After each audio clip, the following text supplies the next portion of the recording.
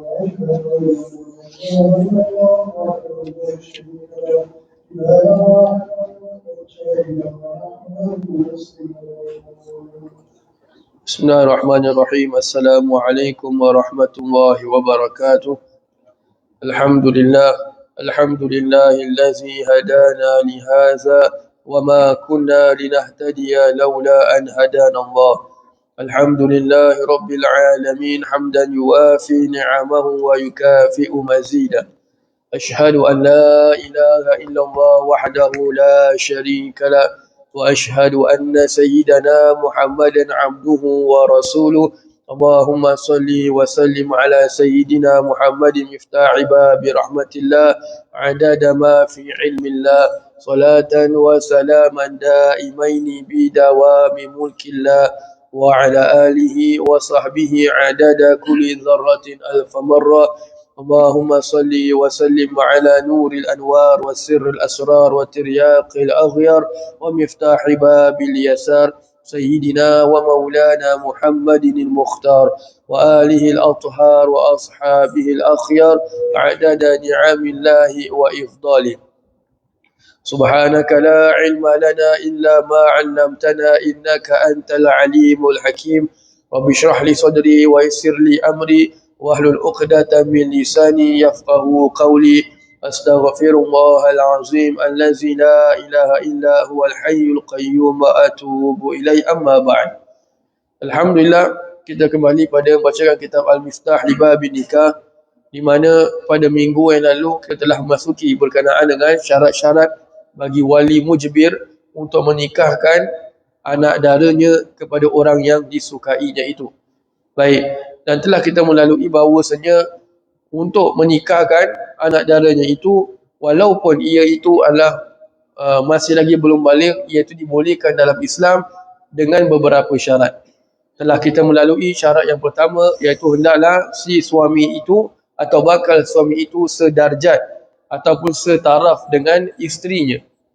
Jadi bila kita membicarakan berkenaan dengan setaraf ini, ia sebenarnya terbagi kepada beberapa bahagian.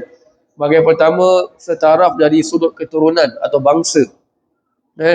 Setaraf dari sudut bangsa. Kalau bangsa Quraisy itu, dia hanyalah setaraf dengan bangsa Quraisy, kerana Quraisy itu yang paling tinggi. Kemudian setelah itu bangsa Abdi Manaf dengan bangsa Bani Hashim dan Bani Muttalib. Subhanallah. Dan yang lebih tinggi daripadanya bangsa Quraisy. Yang Arab dengan yang Arab, tidak boleh dengan Ajam. Ini dari sudut dia punya kufuah. Kalau kita nak menikahkan dengan secara wali mujbir, jadi dengan tanpa izin si perempuan itu sendiri, maka dia mesti mematuhi syarat-syarat, iaitu salah satunya mestilah setaraf. Ini dari sudut bangsa ataupun keturunan. Yang kedua dari sudut pekerjaan. Dari sudut pekerjaan, maka hendaklah dia melihat kepada kalau yang si bakal isteri itu ia mempunyai kerja yang besar atau kerja yang tinggi, maka si suami itu mestilah mempunyai sama ataupun lebih daripada apa yang dilakukan oleh si isteri tersebut, pekerjaannya. Tak boleh rendah daripada pekerjaan si isteri itu. Subhanallah. Dan yang ketiga adalah setaraf dari sudut statusnya sebagai hamba ataupun merdeka. Yang merdeka mestilah dengan merdeka, yang hamba tak boleh sama dengan yang merdeka. Baik, so ini adalah berkenaan dengan yang dinamakan sebagai kufu'ah. Baik, kemudian pengarang di sini mu'siran bimahril misli, bermakna hendaklah si suami itu mampu untuk membayar mahar misil. Dia tak boleh, orang itu tak mampu, minimum tu mahar misil, bermakna mahar mas kahwin yang biasa dilakukan oleh kaum kerabat ataupun orang penduduk dalam negeri. Yang biasa kita tahu sekarang $100 ke $150. Jadi mahar dia mas kahwin ni dia ada dua macam. Satu dinamakan sebagai mahar misil atau mas kahwin yang dilakukan atau dibayar mengikut keadaan di satu tempat atau daerah. Yang kedua dinamakan sebagai mahar musamma, mas kahwin yang ditetapkan, dengan sebentuk cincin ke, dengan rantai ke, kereta ke dan sebagainya. Subhanallah. Jadi ini kemudian mengatakan di sini syarat yang berikutnya, laisa bainahu wa bainaha adawatun la zahiratan wala batinah.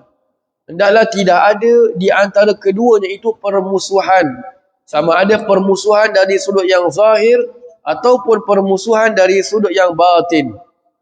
Maknanya antara bakal suami dengan isteri tu dia tidak boleh ada permusuhan. Tak boleh ada permusuhan sama ada yang zahir ataupun yang batin. Apa beza zahir dengan batin ni?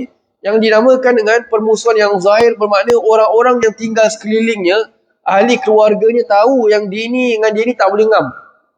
Jumpa gaduh. Jumpa gaduh. Mesti ada benda yang tak ngam. Subhanallah. Mesti ada tak kena lah. Pernah ada selisih faham ke dan sebagainya. Bermakna satu blok tahu dia ni dengan dia ni tak boleh jumpa. Jumpa je kucing dengan anjing. Gaduh. Ini namanya permusuhan dari sudut yang zahir. Adapun permusuhan yang sudut yang batin bermakna antara dia dengan dia yang tahu. Dia tak diketahui oleh orang ramai. Tahulah, bermakna tahu dengan muka dia, raut muka dia. Asal dia datang je, tak ada orang lain kena datang rumah kita. Kenapa mesti dini juga yang datang? Maknanya ada yang tak kena tu. Jadi syarat dia, yang wali mujbir syarat yang ketiga ni, dia mesti pastikan bahawa bakal suami, antara bakal suami dengan bakal isteri ni, dia tidak ada permusuhan. Sama ada permusuhan yang zahir ataupun permusuhan yang batin. Baik, ini jelas. Kemudian pengarang mengatakan yang keempat. Yang keempat adalah di sini sebutkan walaisa bainaha wa baina waliha adawatun zahira. Dan hendaklah tidak di antara dia si bakal isteri dengan walinya itu tidak ada permusuhan yang nyata, yang zahir. Bermakna orang tahu bahawasanya budak perempuan ni dengan bapa dia ataupun dengan datuk dia dari sebelah bapa, dia tidak ada permusuhan. Okey lah, semuanya so far so good. Jiran kata nampak okey. Diorang walaupun berbeza umur tapi macam kawan bapa dia buat. Bermakna okey, relationship dia okey. Dia tak boleh bahawasanya anak perempuan ni selalu ada selisih faham dengan si bapa dia ni. Jadi takut apa? Takut nanti ia bawa kepada kes kahwin paksa. Jadi Islam adalah satu agama yang sangat menjaga maruah seorang perempuan. Jaga martabat seorang perempuan. Jadi kalau wali dia tu yang nak menikahkan si perempuan tu, dia memang ada permusuhan dengan perempuan tu sendiri. Ada benda yang bergesel lah, selisih faham. Tak bercakap, contoh, tak ngam, bapa ni selalu marah dia. Atau si anak ni selalu ada benda yang buat bapa tak suka dan sebagainya lah, maka bapa tak boleh nikahkan anak perempuannya tu. Tak boleh. Pasal dia ada permusuhan. Permusuhan ini yang dinamakan sebagai permusuhan yang zahir. Orang yang tinggal di sekelilingnya, ahli keluarganya, kaum kerabatnya, jiran tetangganya tahu bahawa dia ni dengan anak dia ni ada benda yang tak ngam. Ada selisih. Maka ketika itu dia tak boleh nikahkan secara wali mujbir, menggunakan kuasa wali mujbir. Jadi jelas, ini 4 syarat mesti ada sebelum nak menikahkan. Pertama, dia mesti sepadan, si bakal suami itu mesti sepadan. Yang kedua, mestilah si bakal suami itu mampu untuk memberikan mahar bisil. Yang ketiga, tidak ada permusuhan di antara bakal suami dengan bakal isteri, sama ada permusuhan itu yang zahir ataupun yang batin. Dan yang keempat, hendaklah bakal isteri itu tidak ada permusuhan dengan walinya dengan permusuhan yang zahir. Ini syarat semua ada, dia boleh nikahkan. Lepas tu pengarang mengatakan di sini, fa inna qasa ahadu hazi syuruti lam yasihhan nikah. Jika mana salah satu daripada syarat ini kurang dari salah satu daripada syarat ini, tak semestinya semua. Salah satu ni kurang, maka tidak sah menikahkan. Tak sah. Dia tak boleh just jumpa orang yang dia berkenan, dia nikahkan. Pasal kurang salah satu daripada 4 syarat tersebut. Baik, jelas. Wa yajibu aidan alla yanqusa sadaqu an mahril misli wa an yakuna halan min naqdil balad. Baik. Kemudian dia mengatakan si tambahan daripada syarat yang keempat tu, dia mengatakan wa yajibu aidan, dan diwajibkan juga hendaklah mahar mas kawinnya itu tidak kurang daripada mahar misil. Ini kalau dia nak gunakan mahar yang digunakan yang berupa sebutan, yang disebutkan. Cincin ke, gelang ke, jam ke, apalah. Subhanallah, mestilah tidak kurang harganya daripada harga mahar misil.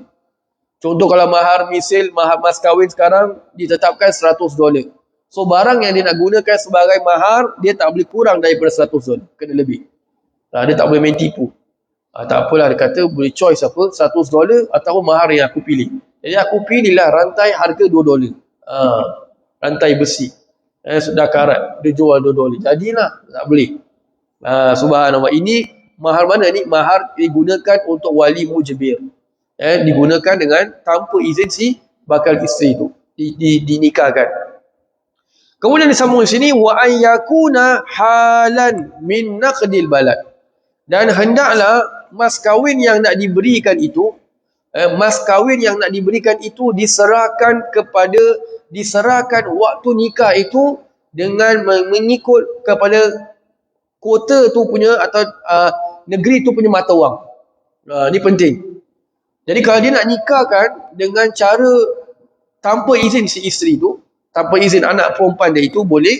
Tambahan daripada syarat yang 4 tadi, dia mestilah tidak kurang daripada harga mas kahwin yang ditetapkan pada satu daerah, dan mestilah diserahkan ketika majlis nikah.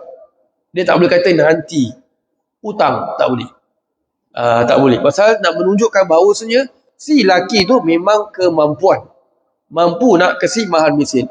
Kalau $100 pun tak mampu nak kasih bakal isi, macam mana nak tanggung semua hidup? Subhanallah. Dan pada masa yang sama, dia mesti menggunakan mata wang negeri. Okeylah $100, dia pun pakai RM100, tak pakai. Sekarang berapa? 3.35 3.3 3.45. Kau nak kasih $100, agree RM100. Banyak cantik, tak boleh. Main tipu nama dia. Ni nak kahwin anak orang, bukan nak samun. Bukan nak rompak dia. Bukan nak kidnap anak perempuan orang. Subhanallah. Jadi kalau nak, bila kata 100, make sure clear. $100, dolar mana?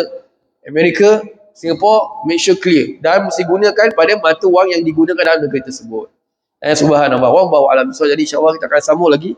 Masih lagi membicarakan berkenaan dengan perkara-perkara yang mesti dilakukan pada awal-awal sebelum menikahkan.